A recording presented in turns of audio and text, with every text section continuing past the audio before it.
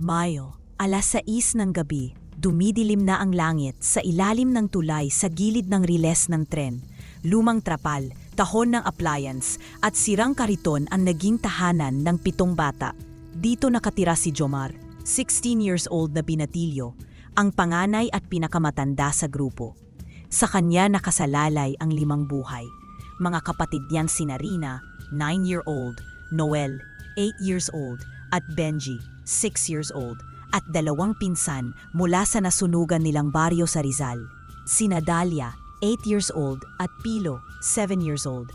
Madumi ang hangin, luma na ang karton, at ang huling kain nila ay 2 munay na pinaghati-hatian nila kaninang tanghali.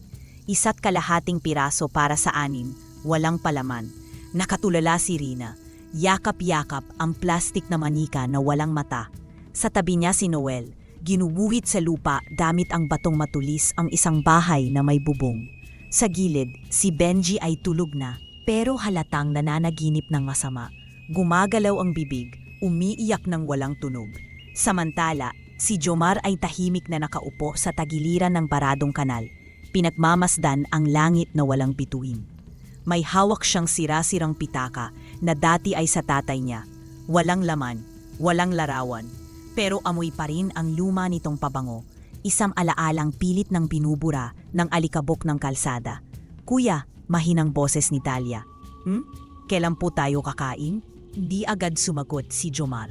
Napalunok siya. Nanginginig ang sikmura niya sa gutom, pero hindi niya ipinapakita. "Mamaya," sabi niya, pilit ang lakas sa tinig. "Saan galing?" tanong naman ni Pilo.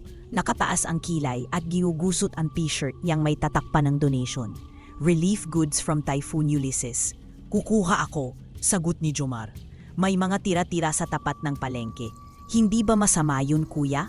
tanong ni Noel, halos pabulong. "Yung kumuha ng hindi atin?" Napayuko si Jomar, hindi dahil sa hiya, kundi dahil sa bigat ng sagot na kailangan niyang pitawan.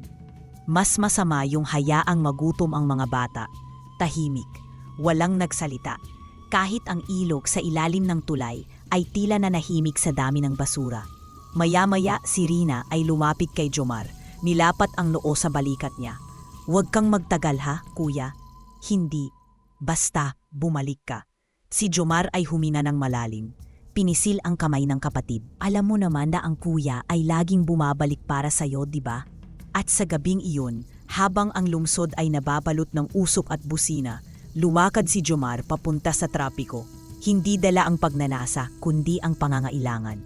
9:00 ng gabi, sa kanto ng Avenida at Recto, nagsisimulang bumigat ang trapiko. Basang-basa ang kalsada mula sa ambon. Nasa sidewalk si Jomar, nakayuko, nakatalukbong ang hood ng jacket na nakuha niya mula sa relief center noong nakaraang bagyo.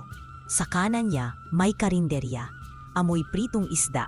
Sa kaliwa, pila ng mga jeep. Gutom siya, pero hindi lang siya ang gutom. Naghihintay ang mga kapatid at mga pinsan. Kaya kailangan niyang gumalaw. Dahil sa matinding trapiko, mabagal ang galaw ng mga sasakyan.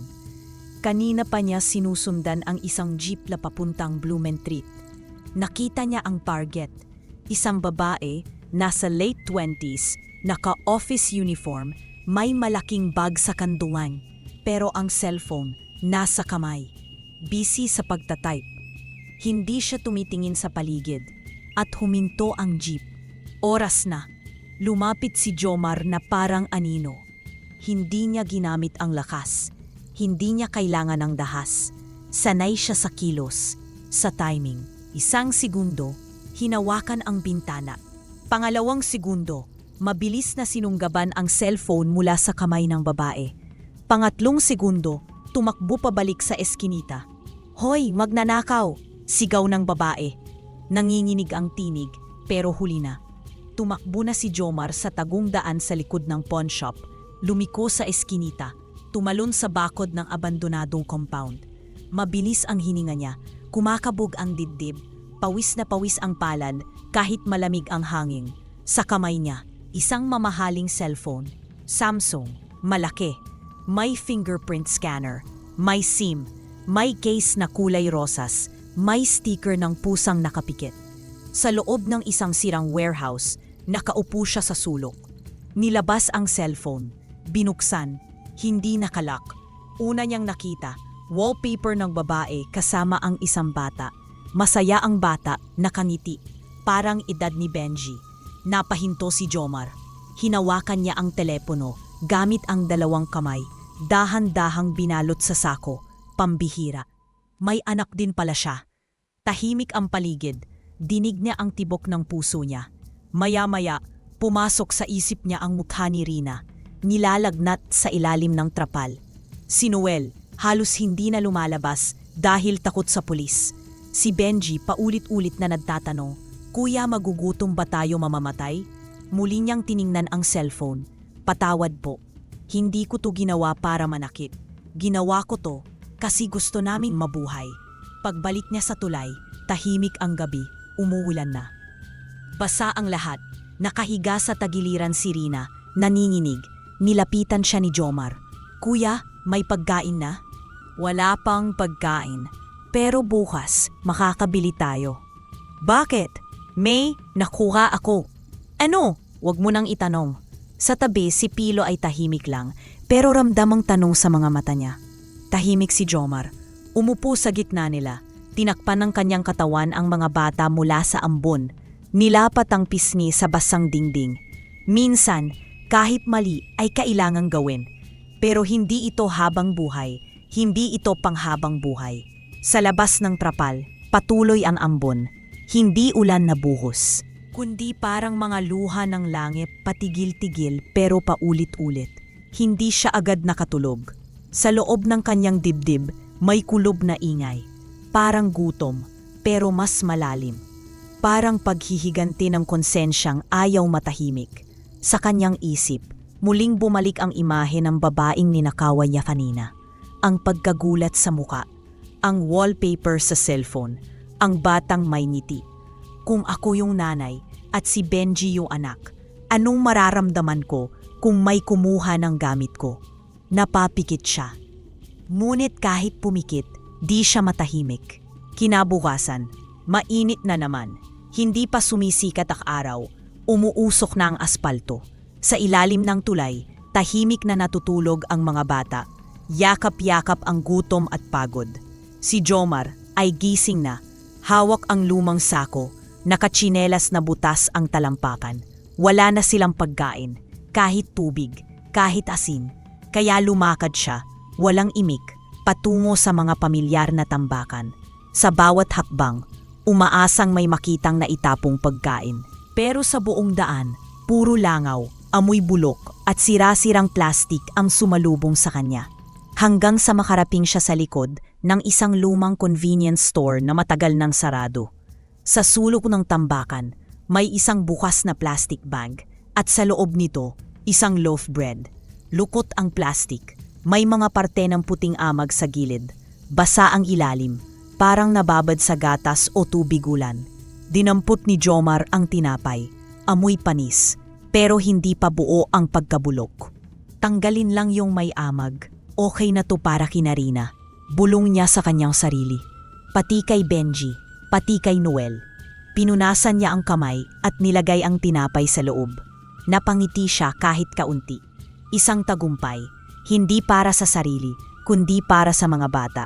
Papunta na sana siya palayo, nang may narinig siyang mahinang pag-iyak mula sa likod ng drum ng basura. Napahinto siya. Hindi tunog ng pusa, hindi daga. Boses ng bata. Lumapit siya ng dahan-dahan. Inangat ang takip ng drum at doon niya ito nakita. Isang nilalang, maliit, marumi, halos kalansay. Mas payat pa kay Benji. Nakabalot sa punit-punit na plastik. May sugat sa noo, parang kinayod ng basad na bote. Balag ang isang mata at ang balat niya'y tila hindi na nadikitan ng sabon o tubig sa matagal na panahon. Pero ang pinakakakaiba, ang mga mata nito, hindi ito mata ng karaniwang bata. Namumula ang gilid at ang itim ng balintataw ay parang pusod ng gabi. Malalim, walang dulo, walang liwanag. Napatigil si Jomar. Agad siyang umatras ng usang hakbang. Tao ka ba? Hindi sumagot ang bata, pero tumitig ito sa kanya. Hindi galit, hindi takot, kundi pakiusap. Parang nagsusumamo, wag mo akong iwan. Dahan-dahang bumangon ang bata mula sa drum. Nangangatal ang katawan, nanghihina at mabagal ang paggalaw. Ngunit sa gitna ng dungis at sugat, may kung anong kakaiba sa kilos nito. Parang alam niya kung saan siya galing at alam din niyang hindi na siya doon makakabalik. "Huwag kang matakot," sabi ng bata. "Hindi ako masama." "Sino ka?" tanong ni Jomar. "Ako si Uban." "Uban?" Parang pangalan ng matanda. "Hindi ako matanda, pero hindi rin ako bata sa paningin ng tao." Napakunot ang noo ni Jomar. Tiningnan niya ulit ang sukat ng nilalang. Tunay ngang mukhang 10 taong gulang, pero kakaiba. Parang hindi naaagna sa budog, kundi sa panahon. "Ano ka ba talaga?" tanong niya. "Isa akong duwende." Tahimik si Jomar. Hindi siya natawa, pero hindi rin siya naniwala agad. Ang salitang duwende ay matagal na niyang naririnig mula sa matatanda, sa mga kwento sa baryo, at sa mga baliw sa kalsada. Pero ngayon, nasa harap niya ito. Hindi kwento, hindi panaginip. Isang nilalang na nangangailangan. Duwende, yung maliit na may ginto. Hindi lahat ng duwende may ginto. Yung iba may sugat, may galit, may gutom. Muling tumahimik si Jomar. Tiningnan niya ang laman ng sako. Dinukot ang isang piraso ng tinapay. Tinanggal ang parte ng may amag at iniabot sa batang duwende. "Kainin mo na. Kahit duwende ka, gutom ka pa rin." Lumapit si Uban. Mabagal, maingat. Kinuha ang tinapay gamit ang 2 kamay. Initigan muna, saka kinain. Maliliit na kagat, mabagal, tahimik. "Matagal ka na bang nandito?" tanong ni Jomar. "Oo," sagot ni Uban. "Simula nang mawala ako." "Mawala saan?" "Sa amin, sa ilalim ng lupa. Sa lugar na hindi alam ng mga tao. Isang araw, nagising na lang ako rito. Sa ibabaw, sa mundo ninyo." "Itinapon ka?" "Hindi lang ako. Marami sa amin." May kilabot na gumapang sa batok ni Jomar. Hindi dahil natatakot siya kay Uban, kundi dahil may parte sa kanya na nakakaintindi. Pareho silang nilumot ng mundo. Pareho silang itinapon. "Wala ka bang pamilya?" "Meron, pero matagal na silang nawala." "Paano ka nabubuhay?" "Nagtatago, umaasa, naghihintay, hanggang may dumaan na may puso." Tahimik si Jomar. Hindi siya sure kung ano talaga si Uban, pero alam niyang hindi siya kaaway. Sa gitna ng basurahan at amoy bulok, ang pagkakabuhay ni Uban ay mas totoo pa sa lahat ng narinig niyang alamat. "Gusto mong sumama sa akin?" "Bakit mo ako isasama? Asi kung ako ang nandyan, gusto ko ring may kukuha sa akin." Tumango si Uban. Walang ngiti, pero may liwanag sa mata. "Sige, pero wag kang magtataka kung isang araw magsisi ka." "Hindi ako madaling magsisi," sagot ni Jomar. "Sanay na ako sa hirap." Mainit na ang hangin kahit hindi pa sumisikat ng buo ang araw. Habang naglalakad pa uwi sa ilalim ng tulay, si Jomar ay may bitbit na sako sa isang kamay at si Uban sa kanyang tabi. Tahimik, nakayuko, ngunit sumusunod. Nasa loob ng sako ang ilang plastik, isang bote, at ang loaf bread na may kaunting amag, ang tanging pag-asang pagkain nila sa araw na yon. Pagdating nila sa tulay, lumapit agad sina Rina, Noel at Pilo. "Kuya, may dala ka?" "May tinapay, tanggalin nyo lang yung may amag." Lumapit ang mga bata, sabik. Dun lang nila napansin si Uban. "Sino yan?" tanong ni Noel. "Kaibigan," sagot ni Jomar. "Walang masama, gutom lang din." Tahimik si Uban. Tumayo sa likuran ni Jomar, ang laylayan ng sako. Parang batang bagong salta sa syudad. Hindi sigurado kung siya ay tatanggapin. Habang hinahati ni Jomar ang tinapay, binigyan niya ng parte si Uban. Nang tanggapin ito ng duwende, tumingin siya kay Jomar.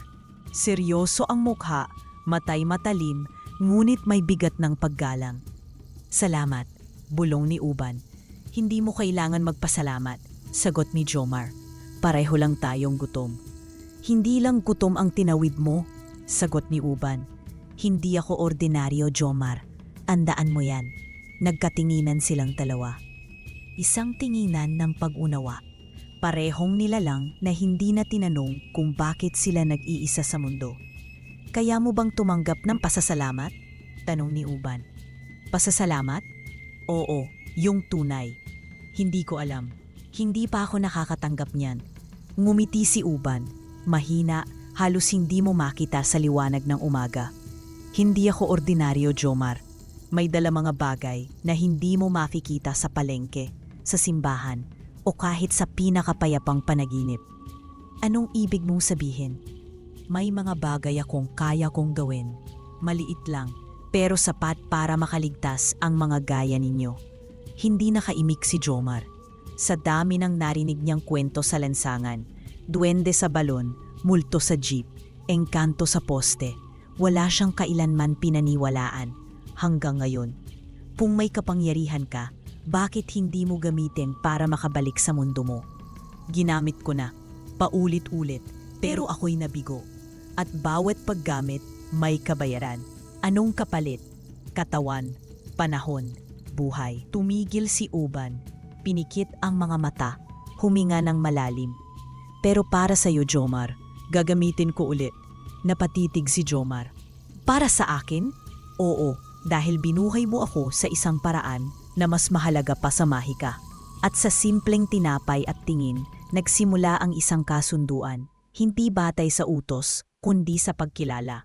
Kinabukasan, habang unti-unti nang umiinit ang hangin sa ilalim ng tulay, naupo si Jomar sa gilid ng baradong kanal. Hawak ang cellphone na nakuha niya sa jeep gabing nakaraan. Sa kanyang isipan, malinaw ang plano. Ibebenta niya ito ngayong araw. Kahit kaunting pera lang, pang-almusal, pang-lugaw, pang-asukal kay Rina na may ubo. Sa likod niya, nakatayo si Uban. Tahimik, pinagmamasdan lang siya. May dumi pa rin sa mukha, pero hindi nakagaya ng kahapon. May liwanag na sa mata. At parang mas buo ang katawan niya ngayon, mas matatag. Galing yan sa babae sa jeep, di ba? Tanong ni Uban. Marahang lumapit. Oo, sagot ni Jomar. Hindi ko sinaktan, kinuha ko lang. Para sa mga kapatid ko. Hindi ako masaya rito, pero minsan wala kang ibang paraan kundi gawin yung hindi mo dapat.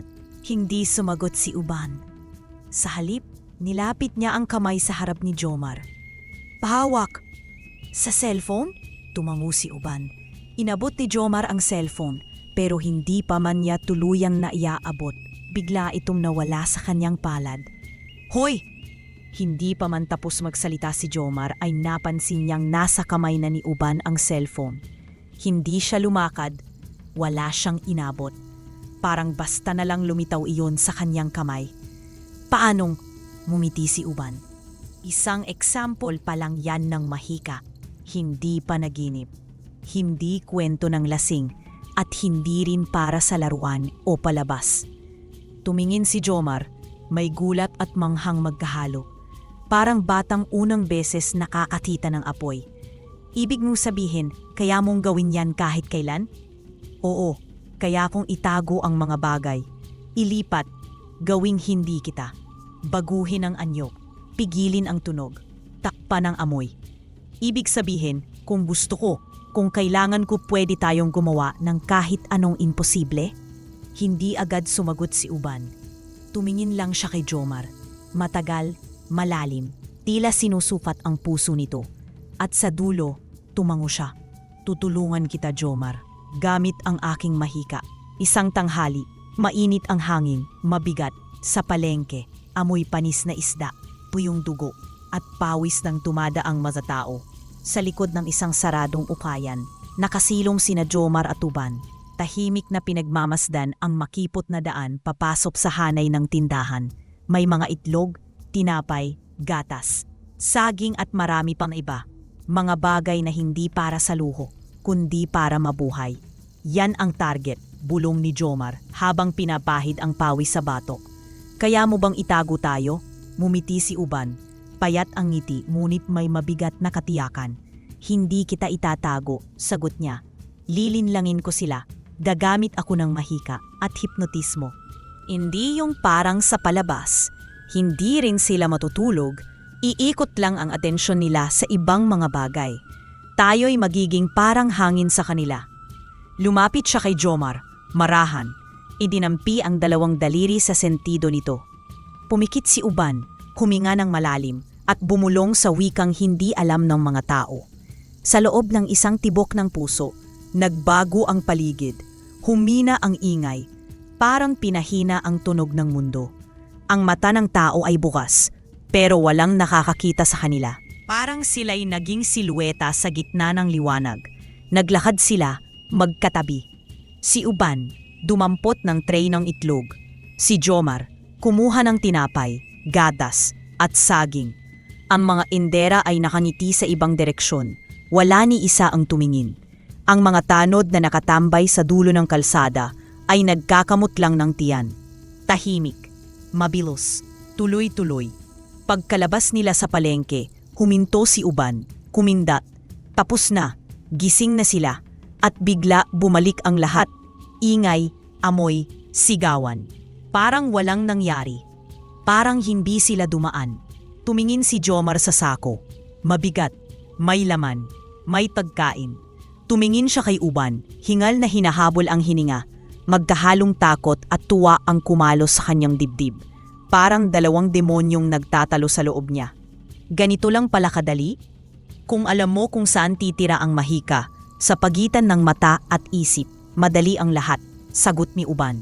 Tahimik silang naglakad pa uwi, dala ang sako ng mga pagkain. Pero sa puso ni Jomar, may bagong tanong na tumitibok. Kung ganito kadali magnakaw gamit ang mahika, hanggang saan siya dadalhin ng gutom, kinagabihan? Sa ilalim ng tulay, mas masaya ang mga tinig kaysa karaniwan. Si Rina, nagtatawanan habang naglalaro ng tinapay na parang laruang kotse. Si Noel at Pilo, nag-aagawan sa pinakamatabang saging. Si Benji, nakakakain ng itlog na may kaunting asin. At si Dahlia, nakatulog habang ngumunguya pa. Tahimik lang si Jomar, pero may ngiti. Hindi dahil busog siya, hindi pa rin sapat ang kinain niya, kundi dahil busog ang mga mata niya sa tanawin. Mga batang minsang ginugutom ng mundo, ngayon ay natulog ng hindi kumakalam ang tiyan. Maraming salamat, Uban, bulong ni Rina, habang nakayakap sa plastik na manika. Oo, ang galing mo, sabi ni Noel, para kang superhero. Hindi sumagot si Uban, nakaupo lang siya sa gilid. Tahimik, parang multo sa dilim, pero hindi mabigat, hindi nakakatakot.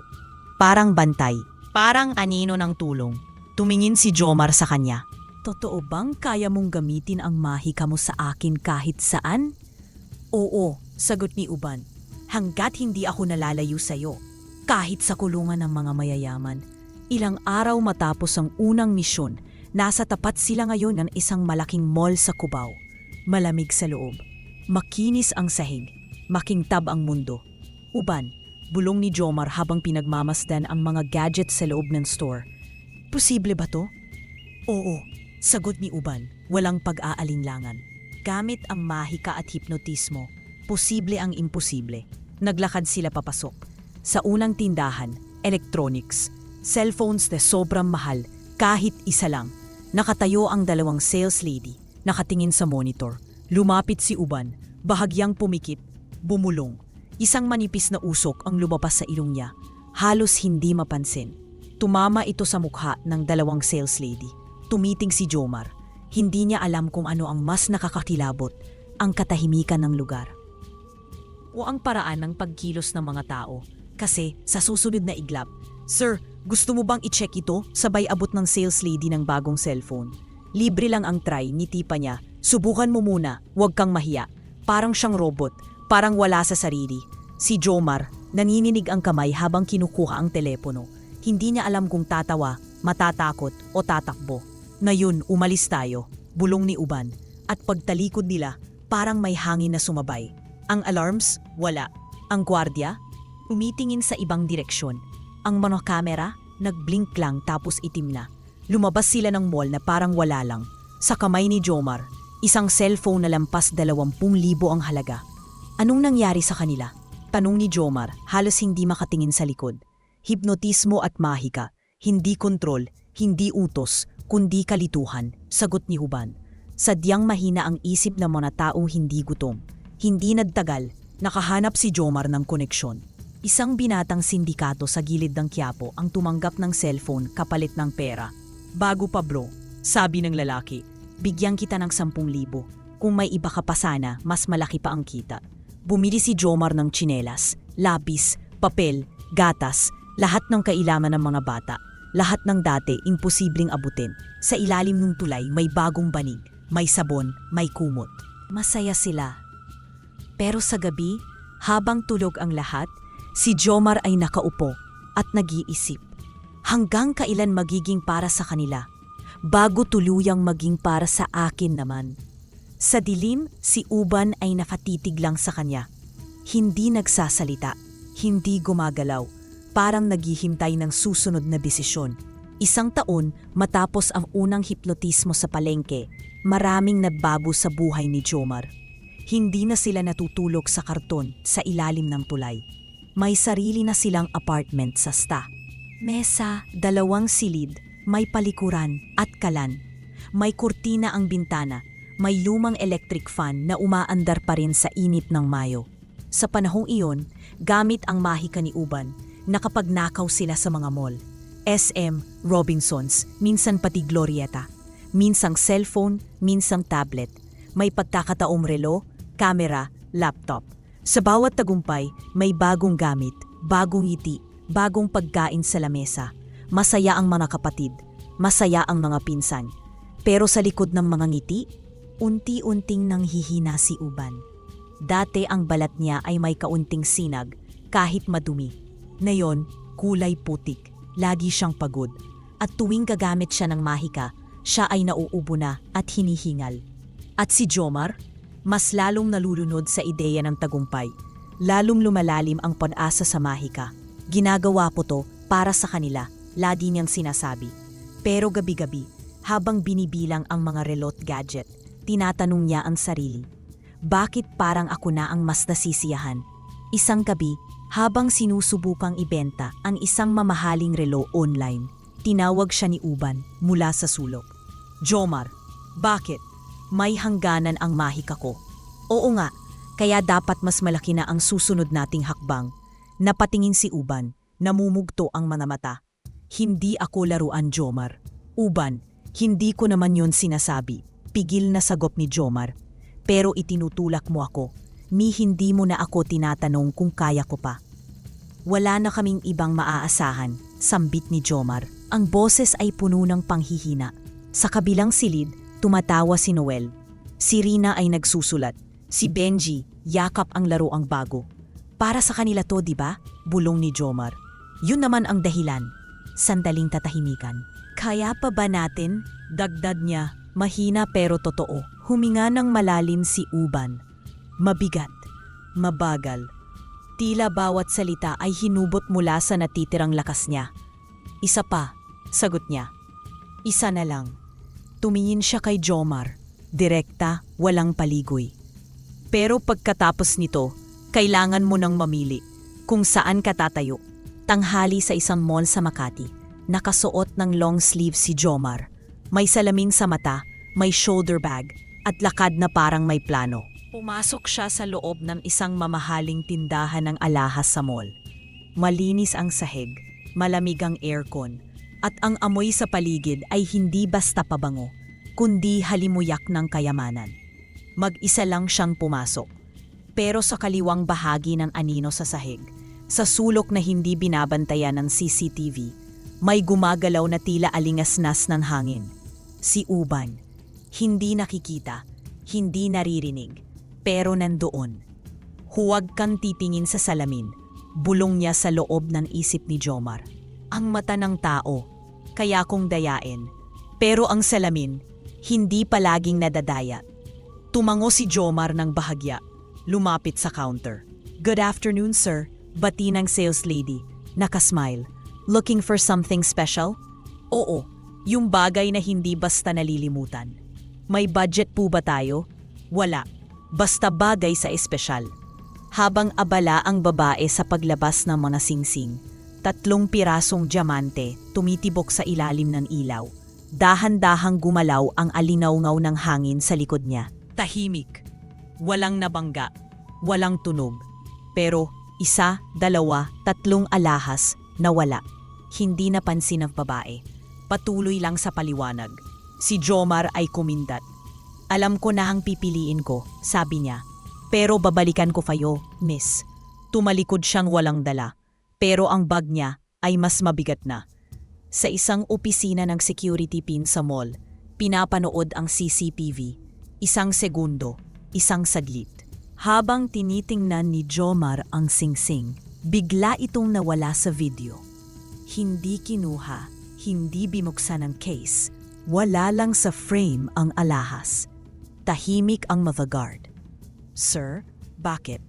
Paki-rewind po, tapos paki-play ng mabagal. Inulit, zoom, pause. Walang anomalya sa kilos ni Jomar. Pero hindi normal ang pagkawala ng gamit. Walang partner, wala ring sabwatan. Sir, baka may mahika ang taong yan. Hindi sila natawa, hindi sila nagbiro.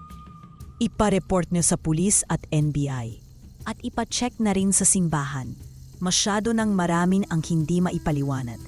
Marami ng gadgets ang nawala ng hindi maipaliwanag noong nakaraang linggo lamang sa ilang story nating dito. Ilang araw pagkatapos, isang batang runner ni Jomar ang nahuli sa Quiapo. Isang tanong lang ang itinapon sa kanya ng pulis, pero ang sagot ay parang buhos ng ulan. May apartment sa Stamesa. Sa itaas ng sari-sari store, may mga bata. Pero may isa pa roon. Hindi ko alam kung tao yon. Maliit, tahimik, pero parang duwende. Isang gabi, sa kanilang apartment, malamig ang hangin, pero hindi galing sa ulan.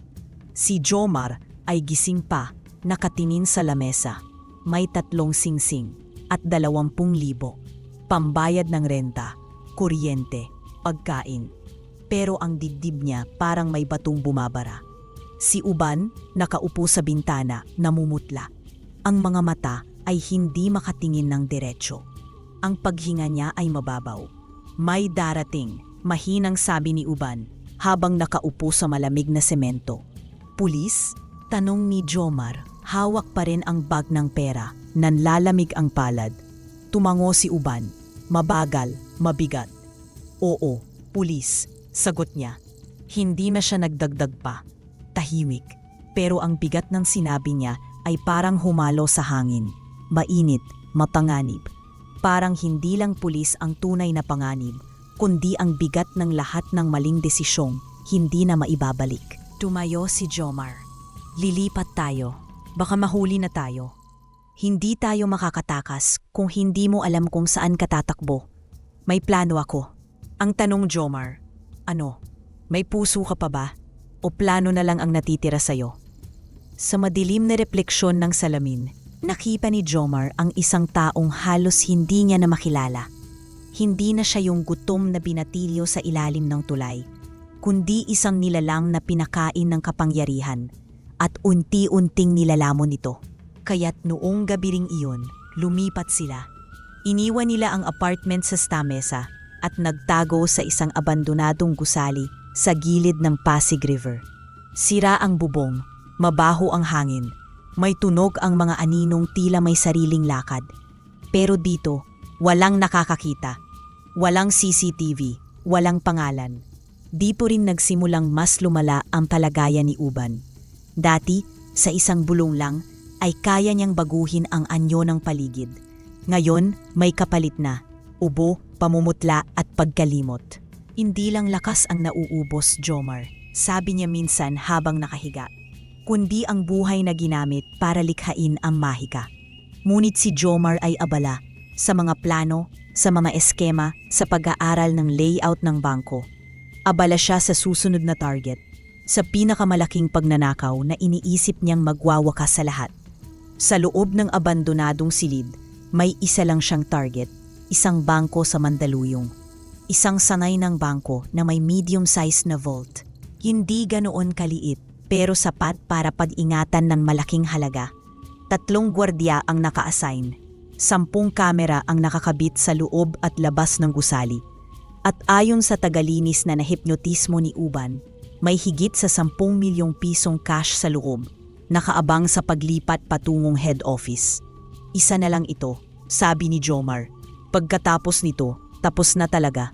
Bibili tayo ng bahay, makakapasok sa eskwela ang mga bata, may grocery, may gasul, normal na buhay na.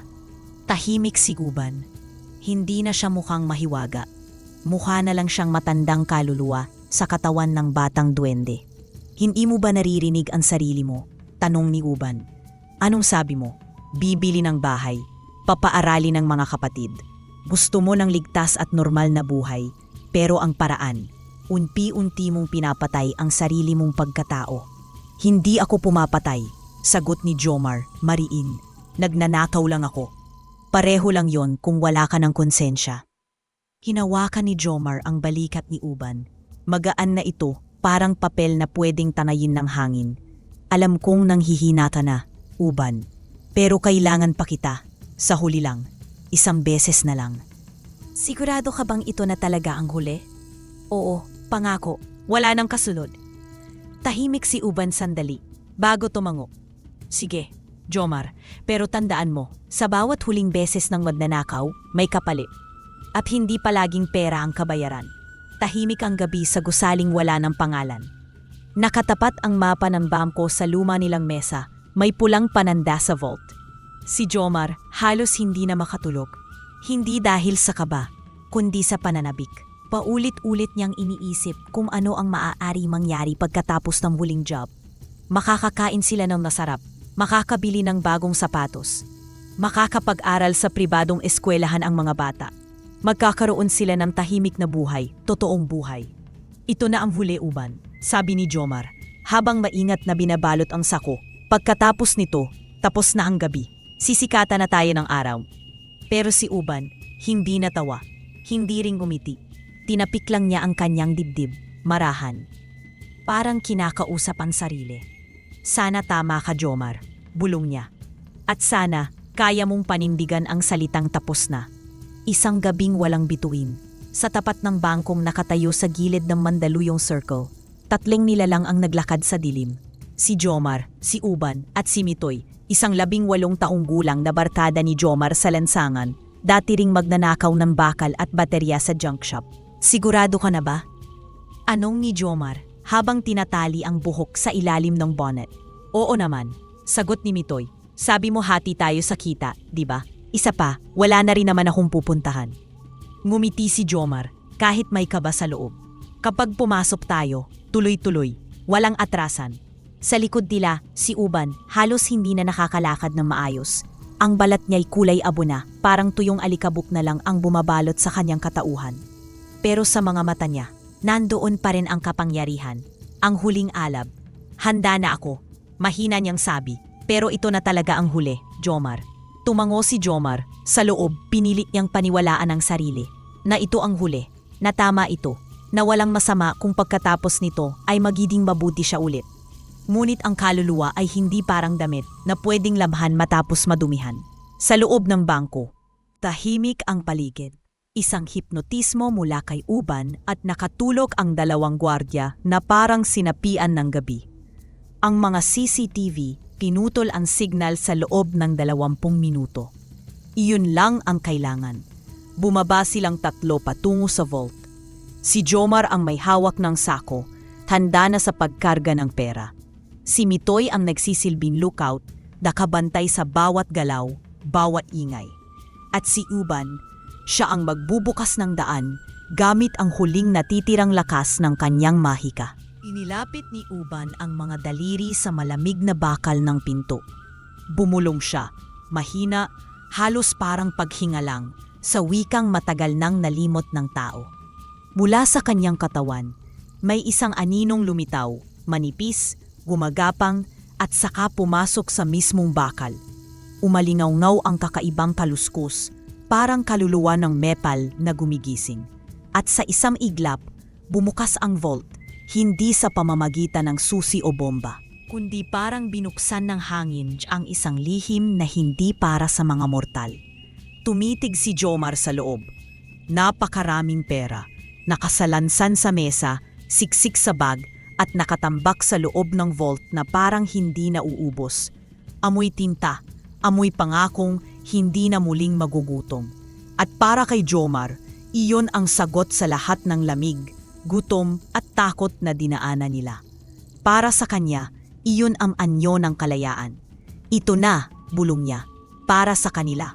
Pagkatapos ng ilang minuto, Jomar. Sigaw ni Mitoy. May gumalaw, may dumating. Hindi ko alam kung pulis. Sa gitna ng panik, nagsimulang tumakbo si Mitoy. Sumunod si Jomar, hawak ang malaking bag na may kargang pera. Ngunit bago sila makalabas ng emergency exit, isang flashlight ang bumulaga sa mukha ni Mitoy. Kasunod ang sigaw. Pulis! Huwag kikilos! Si Mitoy ay napaatras at nadulas. Tumama ang siko sa sahig. Napangiwi siya sa sakit. Kasabay nito, 3 pulis ang sumulpot mula sa magkabilang koridor. Mga baril na nakatutok, mga yabag na mabilis at walang pagdadalawang isip. Sa gitna ng kaguluhan, huminto si Jomar sa pintuan. Kaya pa niyang tumakbo, kaya pa niyang makatakas. Pero hindi niya ginawa. Bumalik siya, tumakbo pabalik. Mitoy, tara na, sigaw niya habol ang hininga. Lumapit siya sa kaibigan. Hinila ito pataas, pero huli na. Napalibutan na sila. Mga pulis sa kaliwa, kanan at harapan. Na-corner na sila. Nakatutok na ang mga baril. Umalingaw-ngaw ang sigawan ng mga pulis. Mga utos na hindi na maririnig ng malinaw sa gitna ng takot at adrenaline. Si Jomar, hindi gumalaw palayo. Sa halip, niyakap niya si Mitoy. Iniharap ang sarili sa panganib.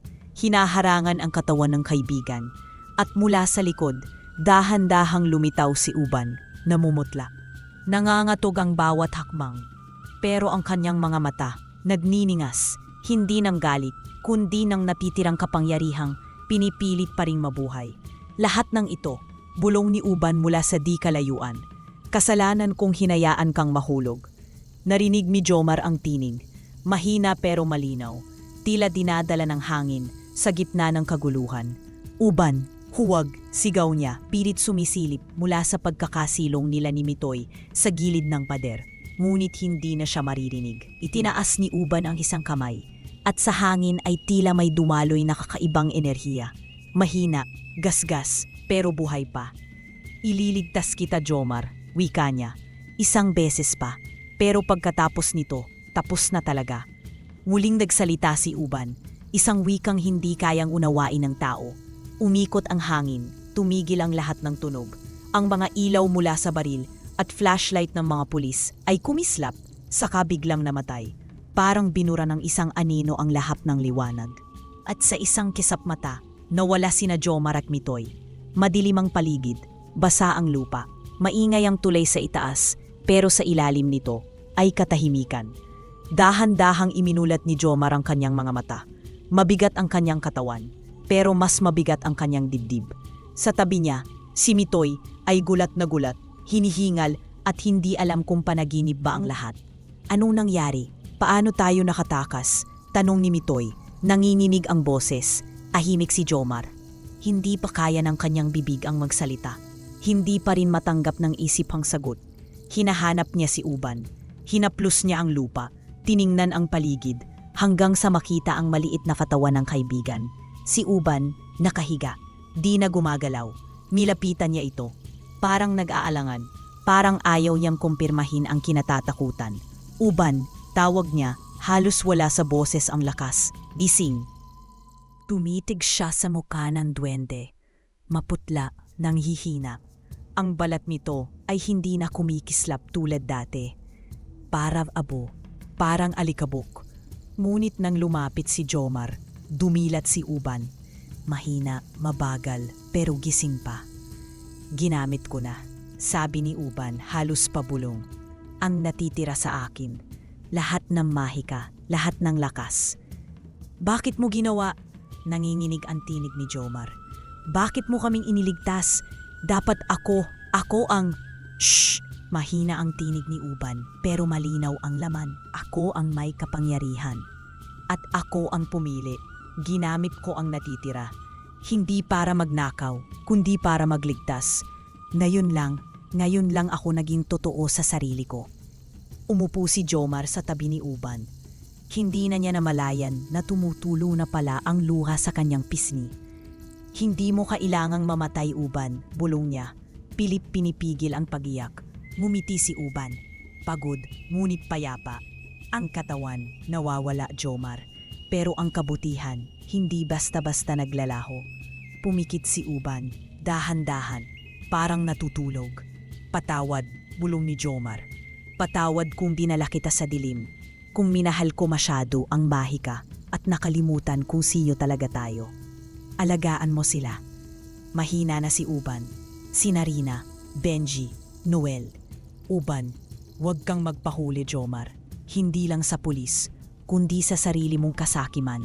Sabay ngiti ni Uban, halos wala ng boses at doon huminto ang kanyang paghinga. Piningnan ni Jomar ang kanyang dibdib. Wala nang pag-angat, wala na ring tibok. Namatay si Uban. Tahimik ang paligid. Tahimik lang si Mitoy. Hindi na rin siya nakapagsalita. Nakatitig siya sa liwanag ng poste sa itaas. Liwanag na pilit sumasalubong sa makapal at tahimik na dilim ng gabi. Lumuhod si Jomar. Hinaplos ang pisngi ng duwende. Hinalikan ng noo. Paalam, Uban. Lumipas ang ilang minuto. Walang nagsalita. Walang gumalaw. Hanggang sa naramdaman ni Jomar na may init. Mainit ang lupa. Mainit ang katawan ni Uban. Napaatras siya ng bahagya at nakita niya ang hindi niya inaasahan. Nagsimulang lumiwanag ang katawan ng duwende. Una sa dibdib, isang maliit na sinag, gintong maningning, parang alikabok ng araw. Sumunod ay sa mga braso, mga binti, at sa huling sandali, sa buong katawan. Nagliwanag si Uban. Hindi ito apoy, hindi rin kuryente. Isa itong uri ng liwanag na hindi gawa sa mundong ito. Liwanag na isinilang sa kabutihang walang hinihinging kapalit. Si Jomar ay napaluha, napakapit sa sariling dibdib. Uban, wala nang tinig mula sa duwende. Ngunit mula sa loob ng puso ni Jomar, may narinig siyang bulong. Maamo, matatag. Kapag natutunan mong magbahagi, doon nagsisimula ang tunay na mahika. At sa isang iglap, isang bugso ng hangin ang dumaan sa ilalim ng tulay. At naglaho ang liwanag. Wala ng katawan, wala ng duwende, wala na si Uban. Ang naiwan sa lupa, ang isang tuyong dahon, at ang alaala ng isang nilalang na hindi tumagal sa mundo, pero nag-iwan ng apoy sa puso ng isang binatang dati gutom at galit sa mundo. Huminga ng malalim si Jomar, nanginig, at sa gitna ng gabi, sa pagitan ng alaala at pag-asa, muling bumukas ang pintuan ng liwanag. Hindi mula sa mahika, kundi mula sa isang pangakong hindi na kailanman bibitiwan. Naiwan si Jomar, nakaluhod. Nasa harap niya ang bag na may pera. Nasa tabi niya si Mitoy, tahimik, hindi makapagsalita. Pero ang puso ni Jomar, parang piniga ng sarili niyang mga kasalanan. Hindi siya umiyak, gaya ng isang batang takot o gutom. Umiyak siya bilang isang taong iniwan, hindi ng dugot laman, kundi ng isang pangakong tinupad hanggang dulo. At sa hangin, may halimuyak ng usok at gabi. Wala nang mahika. Wala na si Uban. Pero may natirang liwanag sa dibdib niya. Liwanag na hindi pwedeng nakawin. Pagkaraan ng ilang buwan, matapos ang pagnanakaw sa bangko, matapos ang pagtakas, matapos ang paglaho ni Uban, tahimik si Jomar habang nakaupo sa harap ng kanilang bagong tahanan. Maayos ito. Hindi marangya, pero matibay. May bubong na hindi tumutulo. May mga silid para sa bawat isa at kusinang laging may lamang bigas at kape. Sa unang pagkakataon, hindi na siya takot sa tunog ng sirena. Hindi na siya nangangamba kung may tatapak sa mga trapal nila sa gabi o kung gigisingin sila ng ulan sa ilalim ng tulay. Ngayon, ang gising nila ay sa aroma ng mainit na kape at tahimik na umaga. Si Noel ay natutong tumugtog ng gitara. Si Rina ay laging nagbabasa. Si Benji, malambing pa rin, pero wala nang gutom sa mga mata. Si Nadalia at Pilo ay matatakaw, malilikot, pero masaya. Lahat sila ay ligtas. Si Mitoy, matapos ang lahat, ay nagpaalam at lumipat sa Mindanao. Ayaong bumalik sa dati, sabi niya noon. Kung may bagong simula, doon ko gugustuhin gawin. At si Jomar, hindi na siya magnanakaw. hindi na rin siya nakatago. Sa halip, siya na ngayon ang bantay ng lansangan. Lumulibot sa mga lugar kung saan siya nanggaling. Tinuturuan ang mga batang halos naging siya. Paano tumanggi sa tawag ng gutom? Paano pumili kahit wala kang pagpipilian? Minsan, nagbibigay siya ng pagkain. Minsan, payo. Pero sa mga batang walang pamilya, tahanan o pangalan, sapat nang makita siyang totoo. Sa isang sulok ng Sampaloc, may isang munting panaderya na laging may halimuyak ng bagong lutong tinapay. Ang pangalan nito, Panaderya ng Mahika. Itinayo ito ni Jomar, hindi para yumaman, kundi bilang pagtupad sa isang pangakong iniwan ng isang munting nilalang na minsang naniwala sa kanya. Hindi ito malaki, pero araw-araw may mga batang naapila, hindi lang para bumili, kundi para magtrabaho, matuto at magsimulang muli. At para sa mga batang lansangang gutom at walang pambayad, may nakahandang pandesal, libre, walang tanong, walang kapalit, maliban sa isang paalala. Huwag kang magnakaw, bunalik ka bukas kung gusto mong matuto. Isang gabi, habang naghuhugas ng tray, tinanong ni Tisoy, isang batang tauhan, Kuya Jomar, totoo bang dati kayong magnanakaw? Napahinto si Jomar. Hindi siya agad sumagot. Nilingon niya ang mukha ng bata, hindi mapanghusga, kundi puno ng paghanga at pag-asa. Oo, sagot niya sa wakas. Pero hindi ibig sabihin, doon na matatapos ang kwento. Ano pong ibig sabihin ng pangalan ng panaderya? Para yon sa isang nilalang na hindi tao, pero mas may puso kaysa sa karamihan ng tao. Totoo po siya? Hindi mo na siya makikita, pero kung naamoy mo ang tinapay kapag bagong luto, parang nandoon pa rin siya. Tahimik si Tisoy, tumango. Baka po maging katulad niyo rin ako. Mas mabuti kung higitan mo ako, sagot ni Jomar. Dahil kung may magagawa kang tama, gawin mo agad. Huwag mo nang hintayin ang mahika. At habang pinapatay ang ilaw ng panaderya o binibilang ang perang pamalit sa harina, palaging may isang sadlit ng katahimikan si Jomar. Sa loob ng katahimikan na iyon, naririnig pa rin niya ang huling bulong ni Uban. Alagaan mo sila, Jomar. Basta't huwag kang magpahuli, hindi lang sa pulis kundi sa kasakiman. At sa bawat nilulutong pinapay, may halong alikabok ng liwanag. Madaling araw, tahimik ang buong panaderya. Amoy mantikilya, harina, at bagong gising na lungsod. Nakahiga si Jomar sa kahoy na kama sa likod ng tindahan, nakatalikod sa bintana. Ang mga bata ay mahimbing na. Si Rina ay yakap ang kanyang bagong manika. Si Benji ay nakapulupot sa kumot. At si Noel ay may hawak na notebook. Ngunit si Jomar ay hindi matakali. Nang pumikit siya, hindi siya agad dinala sa tulog, kundi sa isang panaginip. Naroon siya sa isang param, malawak, luntian at walang ingay ng lungsod. Wala ring gutom, wala ring takot, at sa gitna ng damuhan, sa ilalim ng punong may gintong dahon, si Uban. Hindi na siya marunis, hindi na siya namumutla. Ang balat niya'y malimis, may ningning, at ang mga mata ay puno ng katahimikan. Nakaupo siya roon, parang matandang hindi tumatanda. Uban, mahina ang boses ni Jomar. Hindi niya alam kung natutuwa siya o nalulungkot. Tumayo si Uban, lumapit. Buhay ka? Umiling siya. Hindi, pero mahalaga ba yun? Napayuko si Jomar, lumapit ng dahan-dahan, parang batang naliligaw ulit. Ang dami kong pagkakamali. Hanggang ngayon, dala ko pa rin lahat. Ang mahalaga ay kung ano ang dala mo ngayon. Hindi ang mga pagkakamaling bitbit mo noon, sagot ni Uban. Nawala ang mahika, pero ang kabutihan, yan ang tunay na kapangyarihan. Tumitig si Jomar sa kanya. Hindi mo ako iniwan, kahit na iniwan kita. Ngumiti si Uban. Lahat ng taong nagugutom ay may karapatang kumain, pero hindi lahat ng nabusog ay natutong magbahagi. Ikaw, Jomar, busog ka na.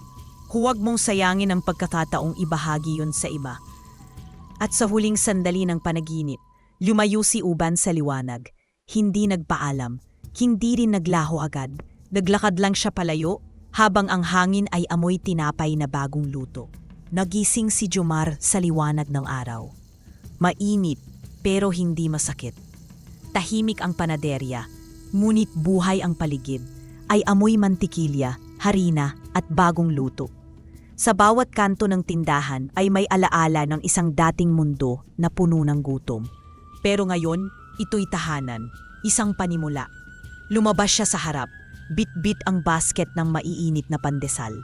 Sa bangketa, may 3 batang lalaki, mga mukhang hindi na banyaga sa kanya. Marurungis, butas ang mga tsinelas, at ang mga mata, gutom. Hindi sila lumalapit. Nanonood lang. "Uy!" tawag niya.